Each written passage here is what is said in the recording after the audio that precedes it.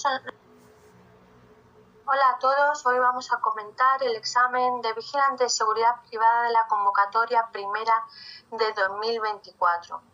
Pero antes de empezar a comentar las preguntas, me gustaría que tengáis en cuenta ciertos aspectos. El primero de ellos es que, como sabéis, el examen oficial de vigilante de seguridad no se publica. Por lo tanto, las preguntas que veremos pues no serán idénticas, pero sí similares a las del examen.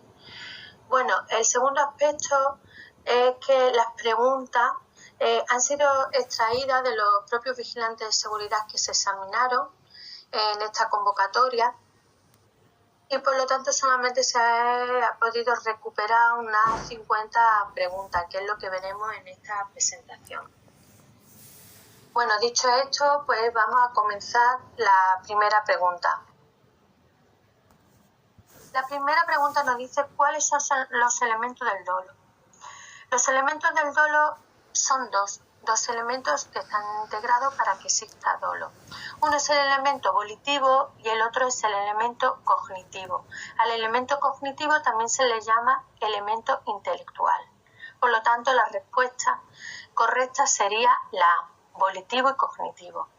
En la segunda pregunta nos dice ¿qué año es el Real Decreto que regula el derecho a la huelga? Para ello nos tenemos que ir donde se regula el derecho a la huelga, que es el Real Decreto Ley 17/1977 de 4 de marzo sobre relaciones de trabajo. Por lo tanto, la respuesta correcta sería la B, 1977.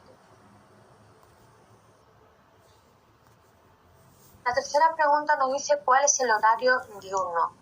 Para ello nos vamos a la resolución del convenio colectivo de la empresa de seguridad privada en su artículo 52, que nos dice que se entenderá como trabajo nocturno el que realice entre las 22 horas y las 6 horas.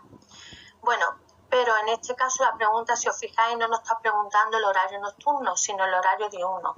Pero entendemos que el horario diurno pues sería entre las 6 horas a las 10 de la noche. Por lo tanto, la respuesta correcta sería la B. Después, la cuarta pregunta nos pregunta la sede del Tribunal de Justicia de la Unión Europea. Pues sería la B, puesto que la sede del Tribunal de Justicia de la Unión Europea es Luxemburgo.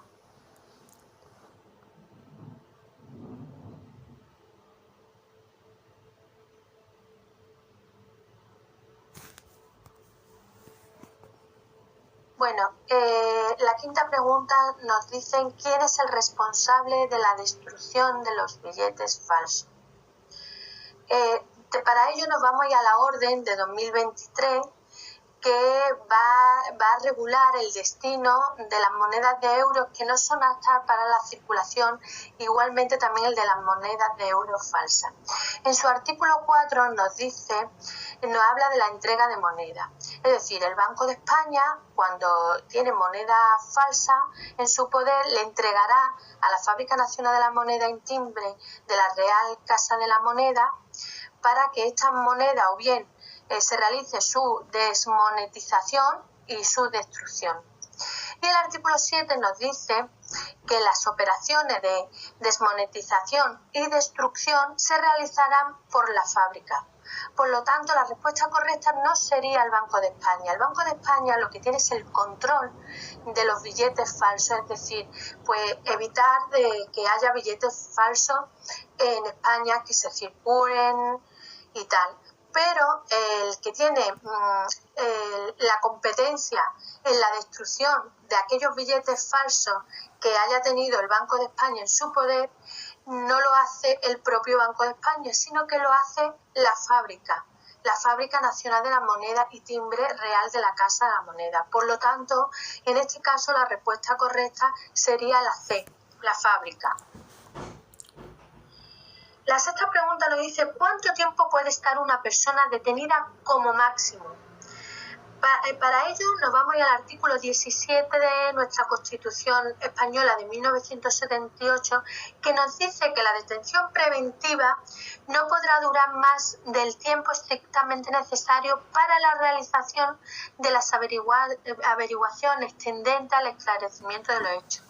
Y en todo caso, en el plazo máximo de 72 horas. Por lo tanto, la respuesta correcta a esta pregunta sería la C, 72 horas. La segunda pregunta nos dice cómo se le llama al síndrome del trabajador quemado. Y nos dan tres respuestas: el síndrome de Estocolmo, el síndrome de Burnout y el síndrome de Diógenes. El síndrome de Estocolmo no lo es, porque esto es un aspecto psicológico en el que un rehén y un captador, por ejemplo, genera una vinculación afectiva. Incluso, curiosamente, hay casos que han llegado hasta enamorarse. Por lo tanto, esta respuesta no sería el del trabajador quemado. Luego, el síndrome de Diógenes es aquella persona pues que también es un problema psicológico, que va acumulando basura dentro de su casa. Y nos queda el síndrome de Burnout, que si nos vamos al Instituto Nacional de Seguridad e Higiene en el Trabajo, nos define que el síndrome de Burnout es aquel trabajador quemado que, como respuesta a una situación laboral que se le hace tan insoportable, llega incluso no solamente a aborrecer todos los días ir a su propio trabajo, sino que llegan incluso a abandonar su trabajo, a dejarlo. ¿Vale? Luego, por otro lado, tenemos la pregunta 8, que nos dice ¿qué es la mampostería?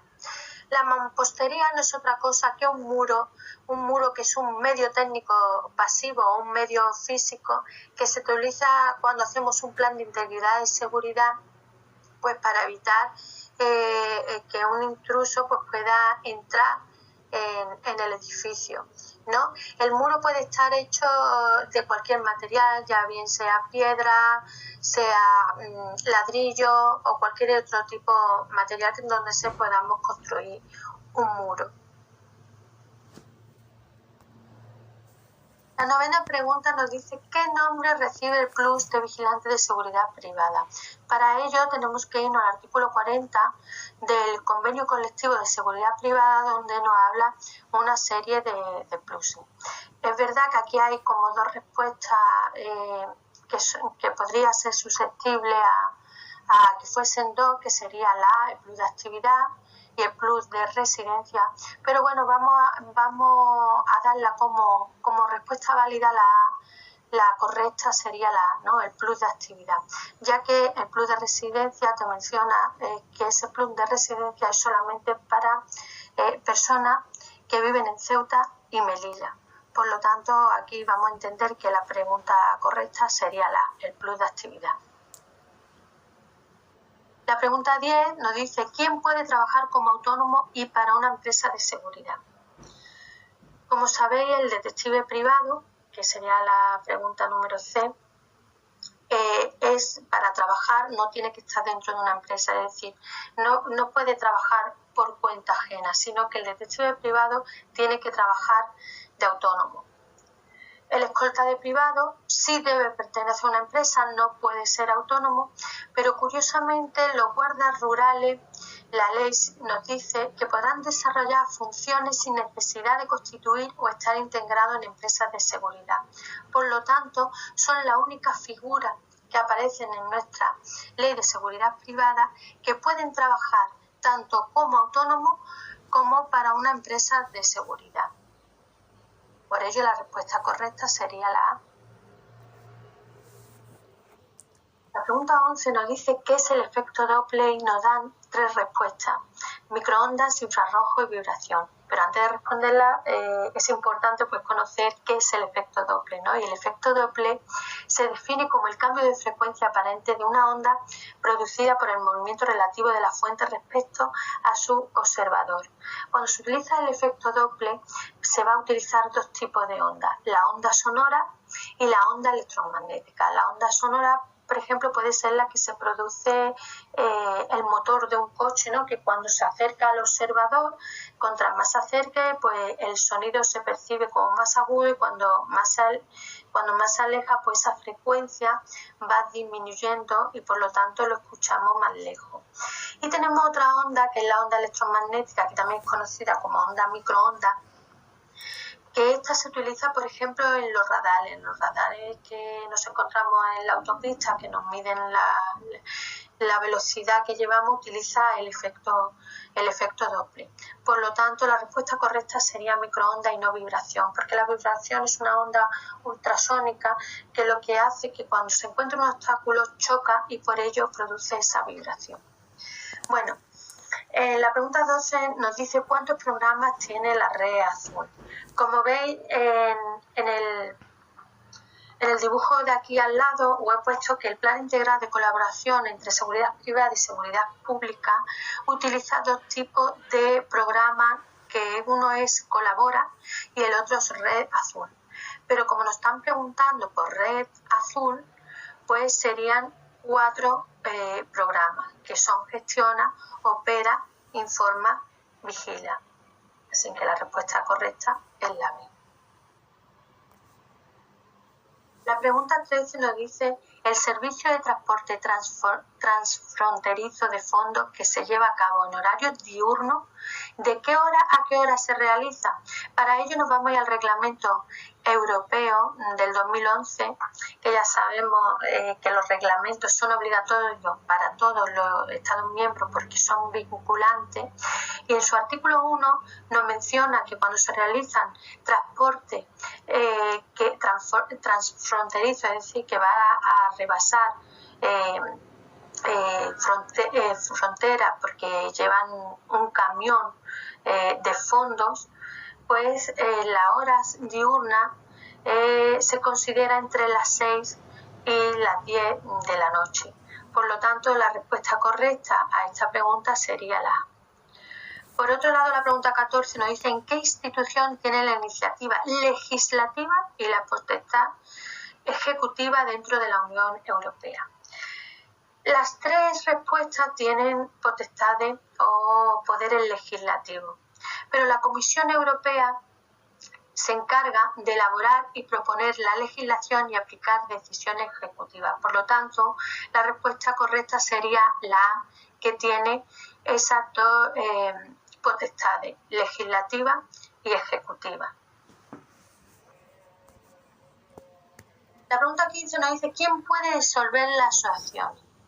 Para ello nos vamos al artículo 22 de nuestra Constitución española, en su punto 4, que nos dice que las asociaciones solo podrán ser disueltas o suspendidas en su actividad en virtud a una resolución judicial motivada. Por lo tanto, la respuesta correcta aquí sería la C, el juez con una resolución motivada. Entonces se nos dice cuánto tiempo de validez tiene la licencia C, y nos dice A, 5 años, B, el tiempo de este servicio, y C, no caduca. Y tenemos que tener mucho cuidado porque mucha gente confunde y nos responde la pregunta 5 años porque ve que en la concesión y vigencia de armas nos dice que en la licencia de arma tipo C se debe actuar la fotografía del documento de 5 años. Pero si os fijéis, habla que lo que se actualiza es la fotografía a los 5 años, pero no la validez que tiene. La validez que tiene nos dice que tendrá validez exclusivamente durante el tiempo de prestación del servicio de seguridad, por lo que la respuesta correcta sería la B.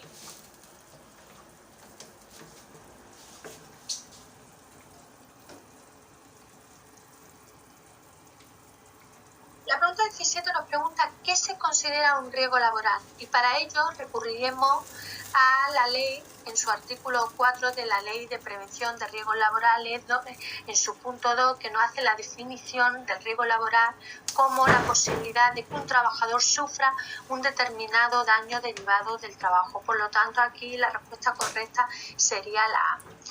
En la pregunta 18 nos pregunta, ¿los vigilantes de seguridad privada pueden realizar una huelga cuando están trabajando en servicios públicos? Evidentemente lo primero que se nos viene a la cabeza es que sí, puesto que todos sabemos que el derecho a la huelga es un derecho fundamental que se encuentra recogido en nuestra Constitución española. Pero aquí lo que hay que determinar es si la seguridad privada se puede considerar un servicio esencial o público.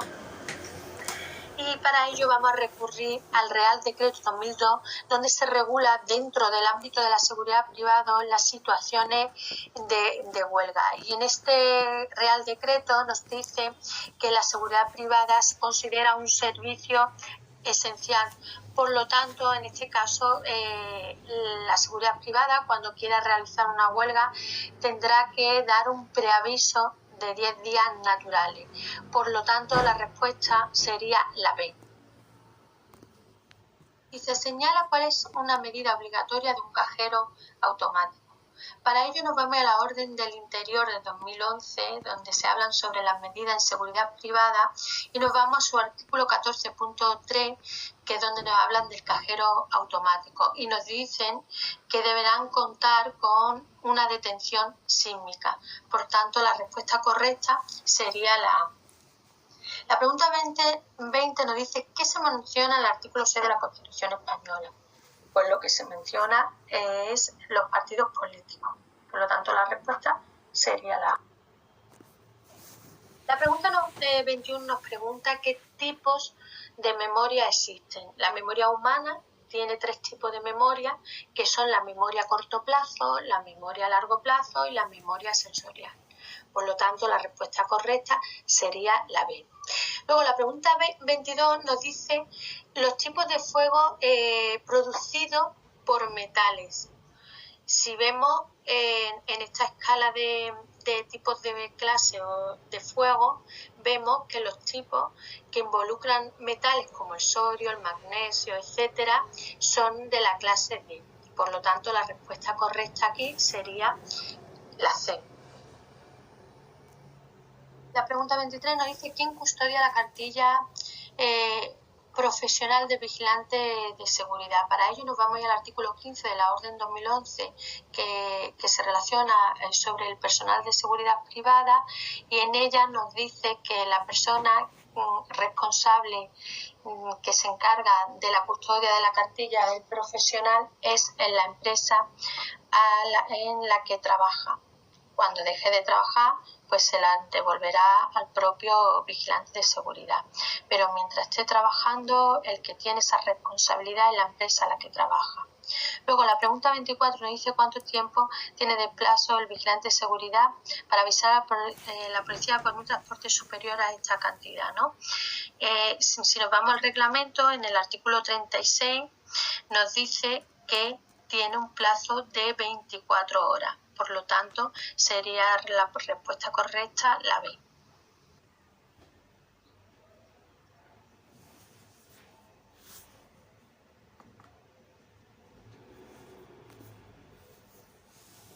La pregunta número 25 nos dice ¿cuál de los siguientes servicios se puede realizar sin autorización previa? Nos dice la A, servicio de transporte de fondo, pero si es necesario una autorización previa. La B nos dice servicio de control de acceso a un edificio que no necesita autorización, y la C nos dice ambas necesita autorización previa. Pero como nos preguntan qué servicios se pueden realizar sin autorización previa, la respuesta correcta sería la B, servicio de control de acceso a un edificio.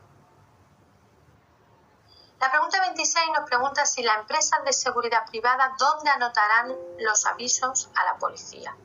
Para ello nos vamos a la resolución del 16 de noviembre de 1998 de la Secretaría del Estado, donde se establecen los modelos de libros oficiales, y uno de ellos es que se anotarán los avisos a la policía en los libros de registro de comunicaciones. Por lo tanto, la respuesta correcta sería la A. Y esto solamente es para que veáis cómo es un libro de registro de comunicación a las fuerzas y cuerpos de seguridad de la pregunta anterior. La pregunta 27 nos dice de qué forma se comunicarán los derechos al detenido. Podemos confundir confundirnos y contestar oral y escrito, porque tenemos siempre en la mente, ¿no?, que cuando el policía detiene a una persona, pues le habla una serie de derechos como que usted debe permanecer callado, todo lo que diga a partir de ahora se puede utilizar en tu contra, etcétera, etcétera. Pero realmente la LECRIM, en su artículo 520.2, nos dice que toda persona detenida será informada por escrito. Ten en cuenta que lo que se hace oral son unas cuantas partes de los derechos que tiene el detenido, pero no se le dicen todo. Por lo tanto, la respuesta correcta sería por escrito, que aquí se le habla de todos sus derechos. Luego, la pregunta 28 nos dice cuál es un requisito para ser vigilante de seguridad. Si nos vamos a la Ley de Seguridad 2014, en el artículo 28.1 nos dice que uno de los requisitos generales son de carecer de antecedentes penales de tipo doloso. La pregunta 29 nos dice: los delegados de prevención de riesgos laborales, ¿por quién velaban en una empresa? Evidentemente velan por los trabajadores. La respuesta es la A. La pregunta 30 nos dice que si el aspirante no llega a la marca mínima, ¿puede repetir el ejercicio? Y nos da 3 respuestas. Nos dice A sí, B no, en cualquier caso, y C solo en la carrera de 400 metros. Yo para ello me he ido a la página del Ministerio del Interior, a la de la Policía Nacional, donde se regula las pruebas físicas o las pruebas de actitudes de los vigilantes de seguridad privada. Y para ello os he puesto un ejemplo del balón medicinal, donde se hablan las reglas, y nos habla de 5 reglas. Nos dicen que en la 4 que el lanzamiento se mide desde la línea de lanzamiento hasta el punto de cada del balón más próximo a la citada línea, es decir, que hay que rebasar la línea mínima, evidentemente, ¿no?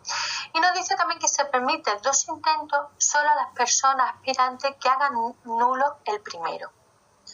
Y se considera nulo todo lanzamiento que incumpla cualquiera de las reglas expuestas anteriormente. Es decir, cualquiera que incumpla estas reglas, pues se considera nulo y puede volverlo a repetir.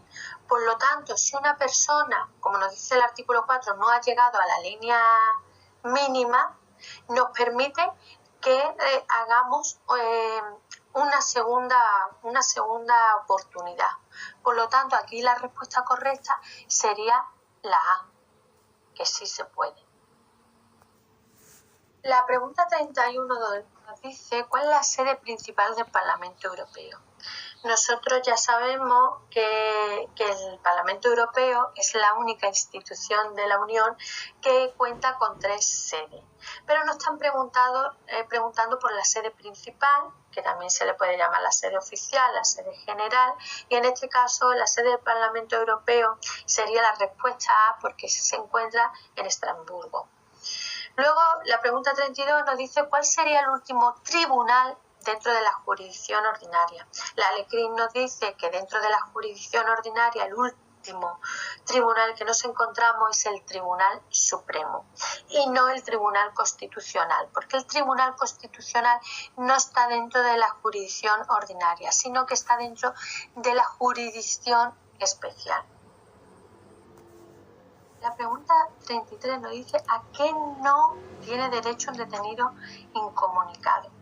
Si nos vamos al artículo 509 de la LECRIM, nos dice que el juez de instrucción o tribunal podrá acordar excepcionalmente, mediante una resolución motivada, la detención o la prisión incomunicada de la persona que se encuentra detenida.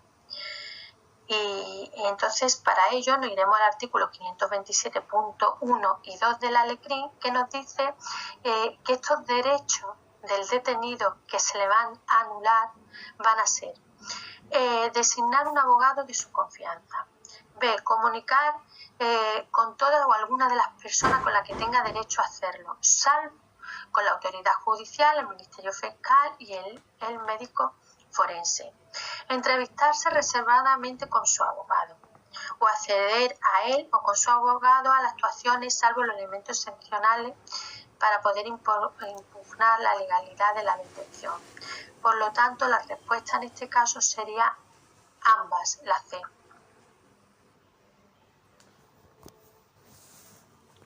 Bueno, la pregunta 34 nos dice la descripción exterior de una persona, ¿cómo se le llama?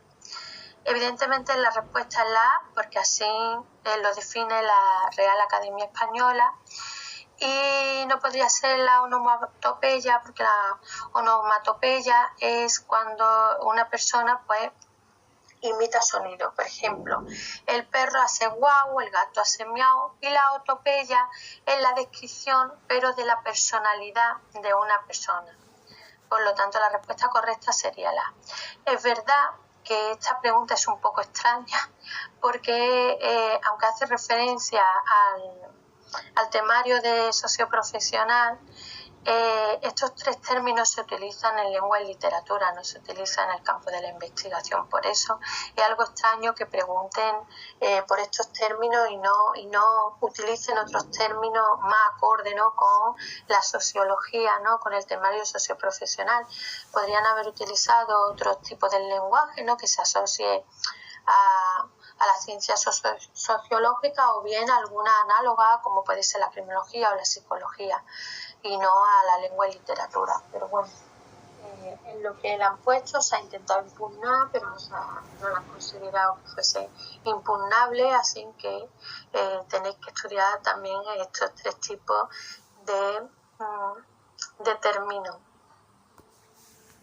La pregunta 35 nos dice el máximo tiempo de la detención según el artículo 520 de la LICRIP. Igual que ocurre en el artículo 17 de la Constitución Española, nos dice que el tiempo máximo de la detención sería de 72 horas. Por lo tanto, la respuesta sería la A. La pregunta 36 nos dice cuándo se considera alarma falsa. Para ello vamos a recurrir al reglamento de seguridad privada, su artículo 50.2, donde dice que se va a considerar falsa toda alarma que no esté determinada por hechos susceptibles de producirse una intervención policial. Esto significa que, por ejemplo, que muchas veces pues vienen las centrales de alarma, que suena la alarma de un edificio, pero resulta que cuando van los operativos, los vigilantes de seguridad, se dan cuenta que hay una ventana abierta y claro, ha entrado un pájaro y ha sonado la alarma o ha habido una avería y por lo tanto no hace falta que llamar a la policía, no ha habido una intervención policial.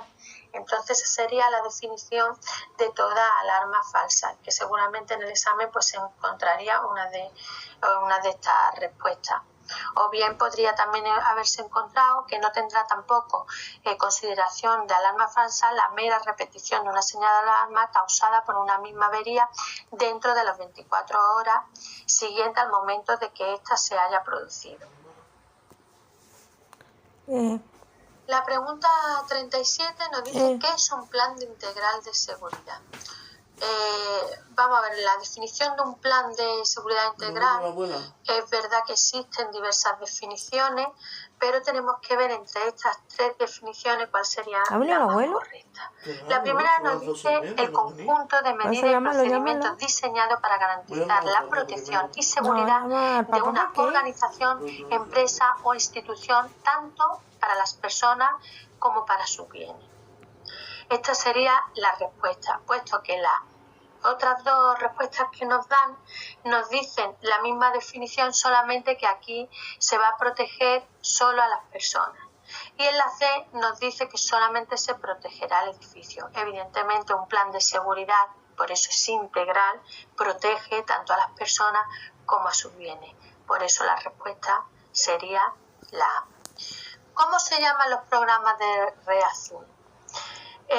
Ya hemos vuelto a decir anteriormente que el Plan Integral de Colaboración de la Seguridad Privada y la Seguridad Pública tiene dos tipos de trabajo, dos líneas de trabajo, que una se llama Colabora y otra Red Azul.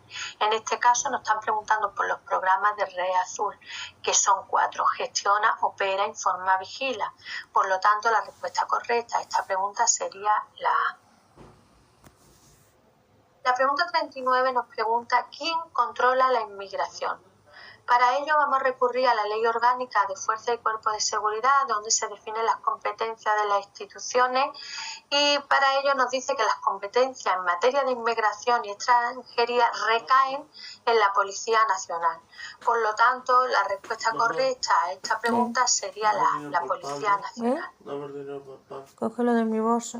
Luego, la pregunta 40 nos dice los síntomas de un posible daño medular. Primero vamos a ver cuáles son los síntomas de un daño medular, que son dolor intenso de la espalda o presión en el cuello, la cabeza o la espalda, debilidad, falta de coordinación o pérdida de control de cualquier parte del cuerpo, hormigueo, pérdida de sensibilidad en las manos, los pies, dedos, es decir, cualquier parte de las extremidades inferiores o superiores.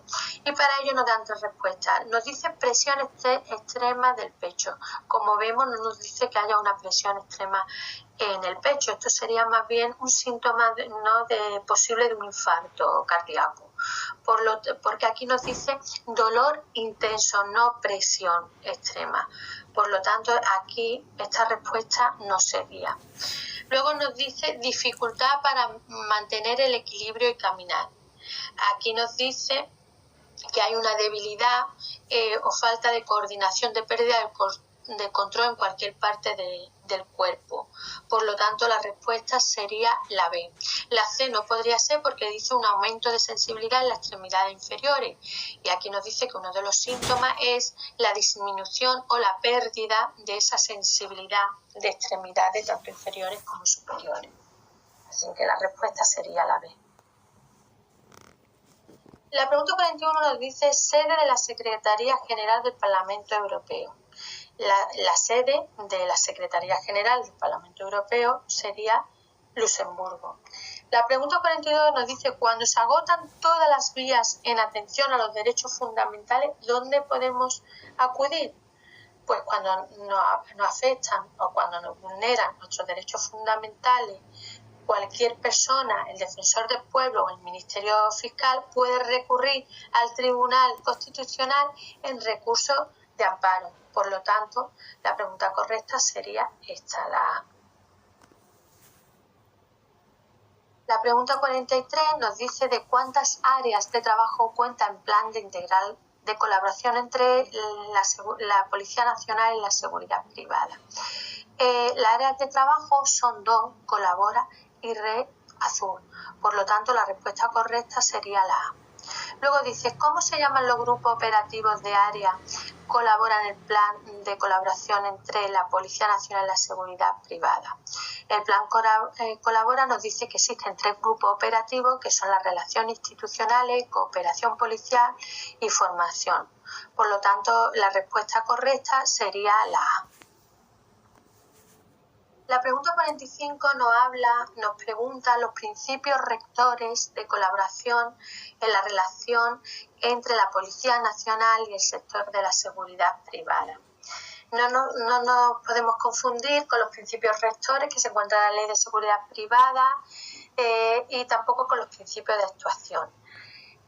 Aquí nos dice que los principios rectores de la Policía Nacional en colaboración con la seguridad privada son 3 y son el principio de legalidad, el principio de seguridad y el principio de relación. Por lo tanto, la respuesta correcta sería la B, el principio de seguridad, el principio de legalidad y el principio de relación.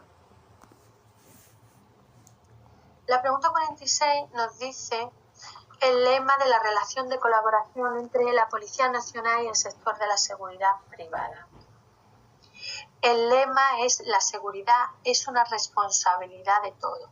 Por lo tanto, la respuesta correcta sería la B. La pregunta 47 nos dice cómo se denomina la ciencia que comunica a través de los movimientos corporales. El Doppler no puede ser porque es una palabra que no existe. La proxémica, aunque es dentro también del lenguaje no verbal, hace referencia a las distancias que mantenemos las personas dependiendo de la relación que tengamos con ellas, íntima, social, etc. Y la kinesia es dentro del lenguaje no verbal que se relaciona con los movimientos corporales, ¿no? Como el movimiento de nuestras manos, de nuestros ojos, nuestras posturas, etc. Por lo tanto, la respuesta correcta aquí sería la B, kinesia. La pregunta 48 nos dice cuál es el nombre con el que se denomina el interior del cañón de un revólver por donde sale el proyectil.